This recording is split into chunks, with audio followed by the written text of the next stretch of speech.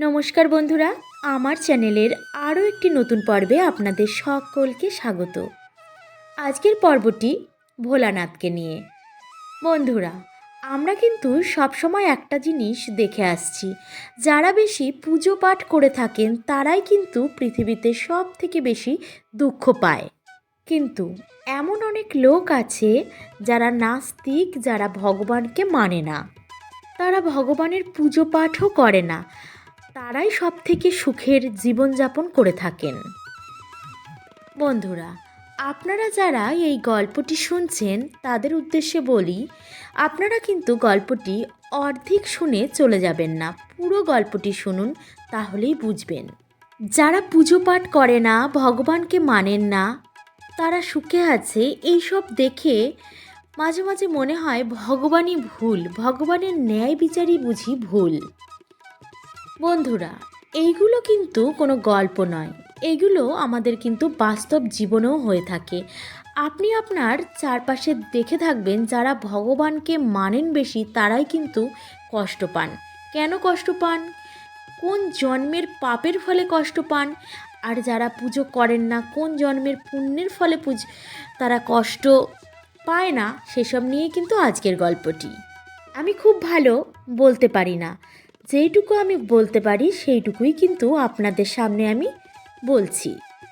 আর আজকের গল্পটি যেহেতু ভোলানাথকে নিয়ে, সেই ভোলানাথই কিন্তু স্বয়ং এর উত্তর দিয়েছেন।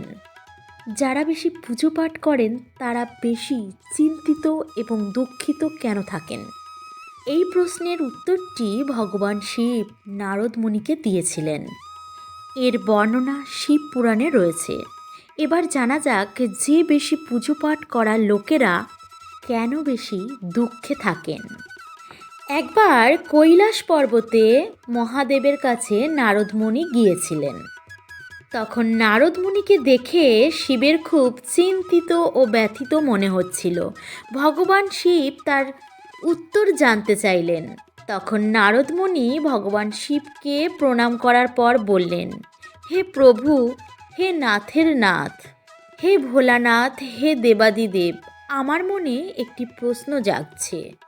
প্রভু, আমাকে কৃপা করে ওই প্রশ্নটির উত্তর বলে দিন।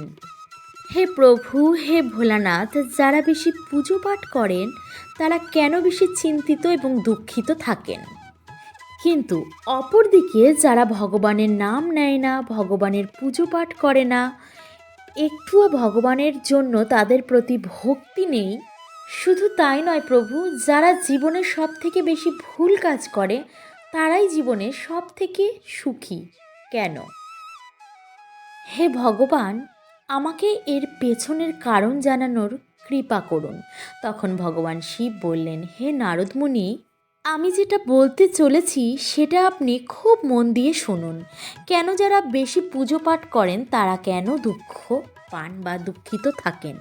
একজন গুরুর দুজন শিষ্য ছিলেন, আর তারা দুজনেই খুব বিদ্যবান ছিলেন। কিন্তু দুজনের মধ্যে একটা কঠিন পার্থক্য ছিল। একজন ভগবানকে খুব মানত, আরেকজন ভগবানকে একদমই মানতেন না, মানে নাস্তিক ছিল। একজন এমনই ছিল যেখানে ভগবানের পুজো পাঠ হচ্ছে একবার শুনলেই সেখানে দৌড়ে চলে যেত। শুধু তাই নয়, সেখানে গিয়ে সে নিজেও পুজো পাঠ করতে লাগেন। আর অন্য শিষ্যটি এই সব থেকে অনেক দূরে থাকতেন। তিনি মদ্যপান করতেন এবং বাজে মেয়েদের সাথে মেলামেশা করতেন, তথা সব রকমের বাজে অভ্যাস সেই শিষ্যটির মধ্যে ছিল।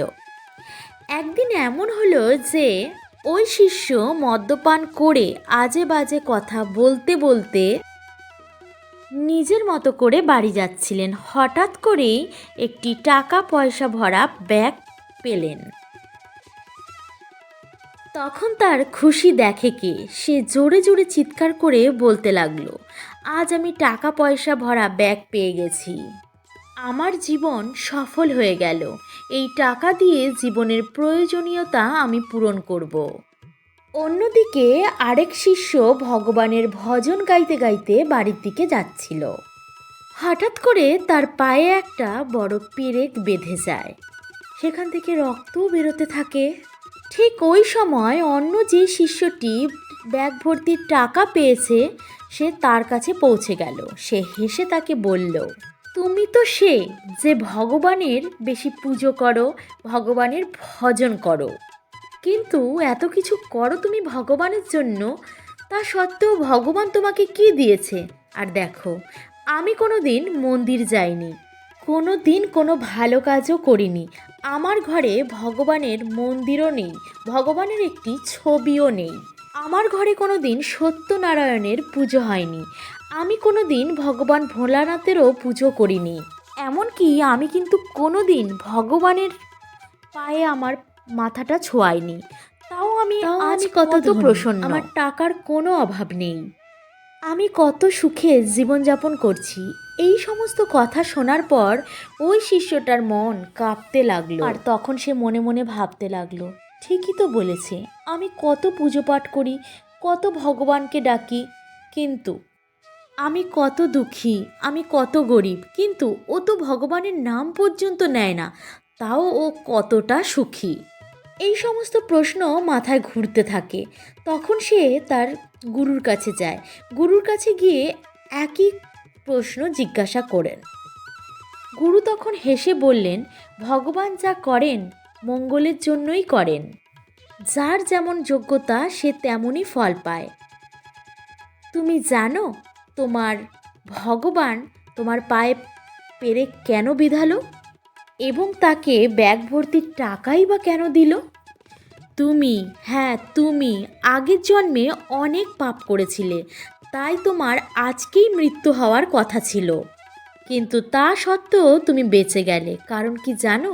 কারণ তুমি ভগবানের মন্দিরে পুজো করেছিলে, পুজো দিতে গিয়েছিলে, আর তার ফলে তুমি কিন্তু এখনও বেঁচে আছো। তোমার পায়ে শুধুমাত্র একটা পেরেক বিঁধেছে, কিন্তু তোমার জীবনটা এখনও রয়ে গেছে। এই তো গেল তোমার কথা, এইবার তোমার মিত্রের কথা শোনো। ও একজন মহান পুরুষ ছিলেন পূর্বজন্মে, ও একজন ঋষি ছিলেন, ওই জন্যই তার ভাগ্য বদলানো ছিল এই জন্মে। ও কোটি কোটি টাকার সম্পত্তি হওয়ারও ছিল, কিন্তু ও এ জন্মে কোনো ভালো কাজ করেনি, তাই পূর্বজন্মের ফল হিসেবে ও এত ধন সম্পদ টাকা এই সমস্ত কিছু পেয়েছেন।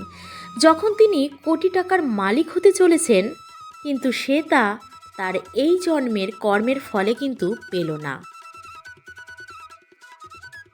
হে শিষ্য, তুমি নিজেকে দোষ দেওয়া ছাড়ো, নিজের বর্তমানকে ভালো কাজে ব্যবহার করো, জীবন আপনা আপনি ঠিক পথে চলবে। এরপর ভগবান শিব নারদমণিকে বললেন, পাপী মানুষ তার পূর্বজন্মের ফল এই জন্মে ভোগ করে, তাই সে অসুখী থাকে, কিন্তু মানুষের এটা ভোলা উচিত নয়। সে যদি এই জন্মে পাপ করে তাহলে সে পরের জন্মে অবশ্যই অত্যন্ত কষ্ট ভোগ করবে, আর তাই জন্যই প্রতিটি মানুষের উচিত ভগবানকে ভক্তি করা, তাকে কখনোই হতাশ চিন্তিত বিস্মিত হওয়া উচিত নয়। আর ভগবান যা করে মানুষের মঙ্গলের জন্যই করে, মানুষকে এই জন্য ধৈর্য সহকারে নিজের জীবন যাপন করা উচিত। সব সময় সৎ পথে থেকে ভগবানের পুজো এবং সৎ কর্ম করা উচিত, যার ফলে সে পরের জন্মে ভালো জীবন পাবে এবং সে সুখ শান্তি সমৃদ্ধিতে ভরে উঠবে। হে নারদ, তুমি এটা জেনে রাখো, মানুষ তার কর্মের ফলে সুখ এবং দুঃখ দুটোই ভোগ করে থাকে। তাই নারদ, শুনে রাখো, যে ভালো কর্ম করবে সে ভালো ফল পাবে, আর যে খারাপ কর্ম পাবে তার ফল খারাপই হবে, এটা কোনো আশ্চর্যের কথা নয়। পৃথিবীতে প্রতিটি মানুষের তার পাপের ফল কোনো না কোনো জন্মে কোনো না কোনোভাবে ভোগ করতেই হবে। নিজের পাপের ফল নিজেকেই ভোগ করতে হবে, সে দুদিন আগে আর দুদিন পরে। হে নারদ, এবার মনে হচ্ছে আপনি আপনার প্রশ্নের উত্তর পেয়ে গেছেন। ভগবানের মুখে এসব কথা শুনে নারদ মুনি বললেন, আমি আমার প্রশ্নের উত্তর পেয়ে গেছি। ওম নমঃ শিবায়। আজকের ভিডিওটি বন্ধুরা এই পর্যন্তই। আপনাদের কার কেমন লাগলো অবশ্যই কিন্তু কমেন্ট করে জানাবেন। চলে যাওয়ার আগে একটি কথাই বলতে চাই, আজকের এই যে পর্বটি আমি বললাম এটি শুনে আপনাদের মধ্যে কারোর যদি মনে হয় যে আমি কোথাও ভুল, তাহলে কিন্তু অবশ্যই আমাকে জানাবেন। নমস্কার।